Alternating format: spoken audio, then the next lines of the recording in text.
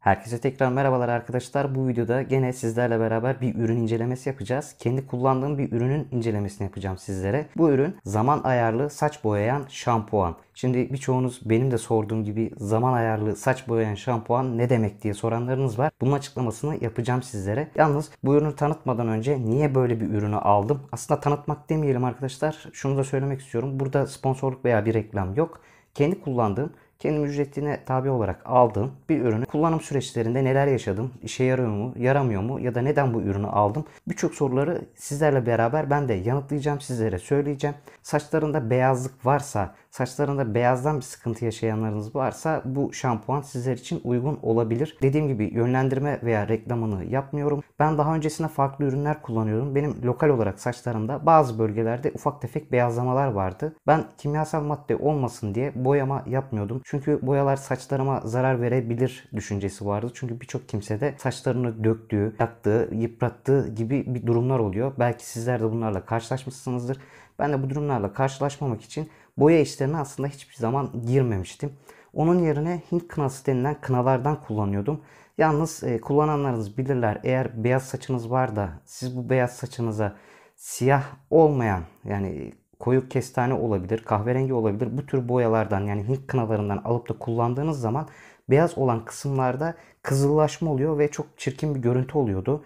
Yani Hint kınasının da böyle bir dezavantajı vardı. Eğer yapmak istiyorsanız siyah olanı tercih edip koyu bir şekilde yapmanız gerekiyor ki o zaman hem beyazı kapatabiliyorsunuz hem de oradaki kızıllık gözükmüyordu.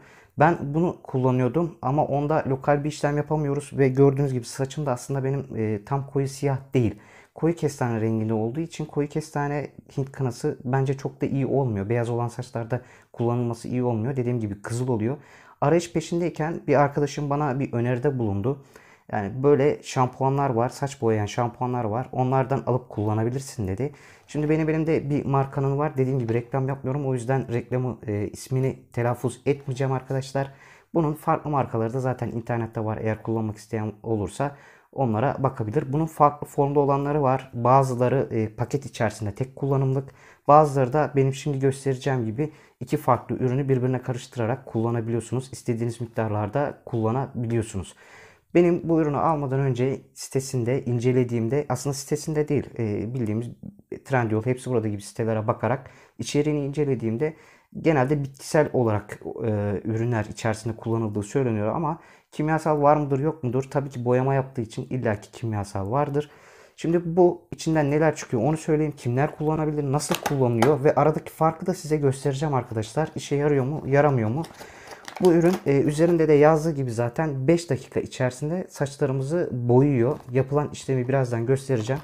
Burada şu arka tarafında öncesi ve sonrası diye, yani beyazlamış saçın öncesi ve sonrası diye bir görüntü, resim koyulmuş. Ön tarafında da 5 dakika diye yazılmış. Zaman ayarlı deme sebebim de bu.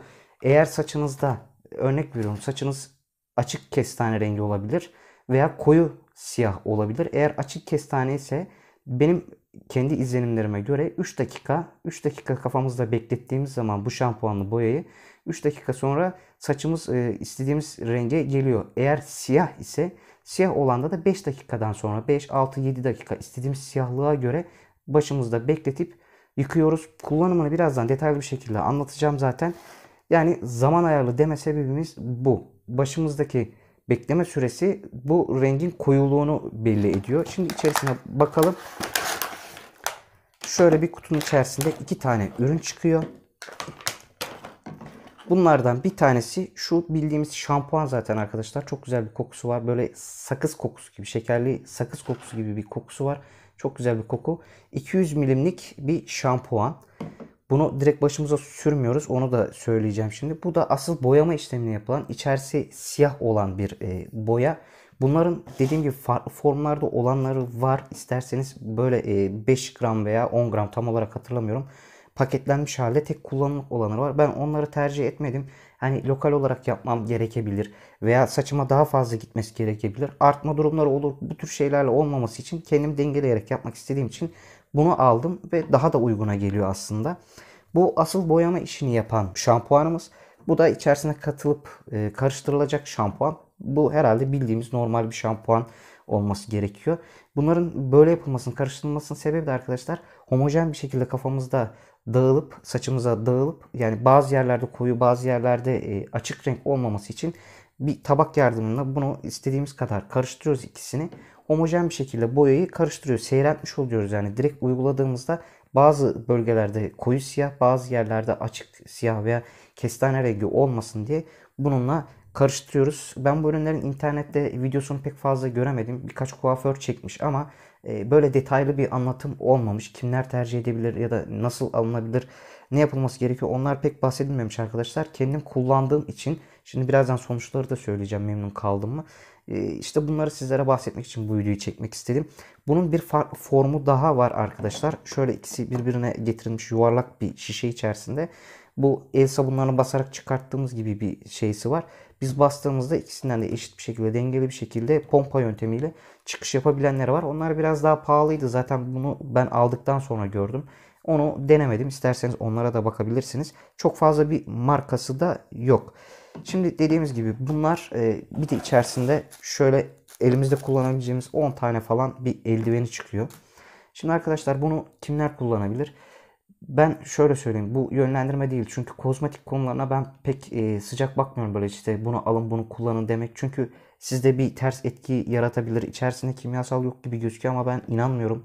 Yani şey sitelerinde de öyle bir sıkıntılı durum yapılacak, sıkıntılı bir kimyasal yok diye söyleniyor ama ben bu yüzden sizi yönlendirmek istemiyorum. Siz bu ürünlerin açıklamalarına sitelerde bakıp sizin böyle bir şey, alerjiniz var mı yok mu bakın. İsterseniz doktorunuza da sorabilirsiniz eğer böyle bir şey kullanacaksanız. Ben hiç kimseye sormadan kullandım. Bir sıkıntı yaşamadım. Şimdi nasıl yapılıyor hemen onu söyleyip sonucunda neler yaşadım hem size göstereceğim şimdi onu arkadaşlar. Kullanımı zor değil. Dediğim gibi başımıza ne kadar yapacaksak, ne kadar kullanacaksak bir tabak içerisinde bunlardan biraz biraz döküyoruz. 2 milim, 3 milim olabilir bundan. 2-3 milim bundan olabilir. Saç büyüklüğünüze göre. Benim hani şöyle bir parmağımın kalınlığı kadar bundan, bir parmak kalınlığı kadar da bundan yaptığım zaman saçımın tamamına yapabiliyorum. Az önce de dediğim gibi sadece lokal olarak bazı yerlere de yapabilirsiniz.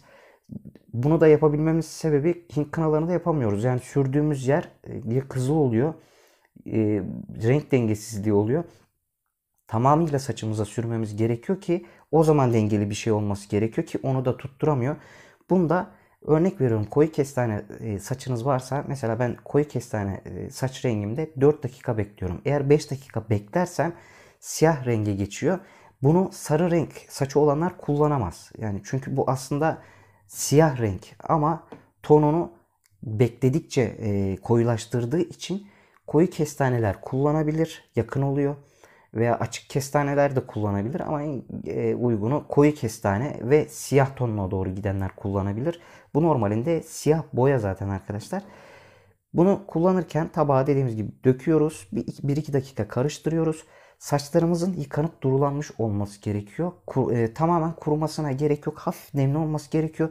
Bunun sebebi de sürdüğümüzde homojen bir şekilde dağılabilmesi için. Eğer saçımızın tamamına yapacaksak homojen bir şekilde dağılabilmesi için, renk dalgalanmaması olmaması için biraz nemli bırakırsanız iyi olur. Bunu tabi havluyla normal kurulayın. Zaten o içerideki hafif nemlilik oluyor. Karışımı da yaptıktan sonra başımıza sürerken en fazla 2 dakika beklememiz gerekiyor. Burada kullanım talimatlarında da o şekilde yazıyor. En fazla 2 dakika başımızda uğraşmamız gerekiyor. 2 dakika sonrasında işimiz bitiyor ve artık bekleyeceğiz. Bunu beklerken eğer açık kestane istiyorsak 3 dakikadan başlayın. Koyusu 4, siyah, normal siyah 5. Daha koyu olsun diyorsanız 5-6 dakika veya 7 dakika bekleyebilirsiniz. Daha sonrasında banyoda bir suyun altında kafamızı normal bir şekilde yıkıyoruz. Burada bir şampuan kullanarak, herhangi bir şampuan kullanarak kafanızı durulayabilirsiniz, yıkayabilirsiniz deniliyor. Ama benim size tavsiyem arkadaşlar, ilk bu işlem yapıldık bittikten sonra şampuan kullanmayın ki saçınızda ufak tefek de olsa o boya parçaları hafiften kalıyor. Daha iyi birleşmesini sağlıyor. Ben ilk yıkamayı şampuansız yapıyorum. Çok da fazla suda tutmuyorum. Aynı gün diyelim bu işlemi sabahtan yaptınız. Akşama aynı gün normal bir şekilde bu sefer yıkayabilirsiniz. Çok daha güzel giriyor. Şimdi bana sorulacak, bunu ne zamandan ne zamana yapıyorsun? Arkadaşlar ben tıraşımı normalde ortalama 1-1,5 ayda saç tıraşımı oluyorum. saç tıraşımı olduktan sonra diğer saç tıraşına gittiğimde saçımda boyanın böyle çok açıldığını görmüyorum. Alttan çıkanlar evet hafiften belli ediyor ama onlar da ön tarafta eğer saç beyazlamanız yoksa hiç belli olmuyor. Alttan çıkanlar da saç şeysini farkını belli ettirmiyor. Ama Hint kınası yaptığım zaman çok bariz belli oluyordu. Bunda saç tıraşına gittiğimde sadece saçım kesildiğinde alttan çıkanlar işte artık o zaman boya yapmam gerektiğini söylüyor. Saç tıraşında yapıyorum. Ve bu boya bir zaman sonra atıyor mu? Bir aya kadar arkadaşlar yaklaşık 3 hafta 4 hafta zamandan sonra hafiften renk açılması olabilir. Beyazlarınız çok net belli olmuyor ama hafiften renk açılması olabilir. Zaten benim bu ürünü sevme sebebim tamamen saç beyazlarımı kapatmak değil arkadaşlar. Azaltmak amacıyla kullandığım için beyazlarımı hafiften kapatıyor. Yani tamamen kapatması da çok benim için iyi değil. Kapatabilirim evet. Ama hafiften beyazlı olursa dışarıdakiler bu sefer boya olduğunu hiç kesinlikle anlamıyorlar. Birçok arkadaşım şu anda benim saçımda bu ürünü kullandığımı bilmiyorlar. Fark edebildikleri bir durum yok. İlk aldığınızda bir de şunu söylemek isterim. Bunu yaparken saçınızda bekleme süresi.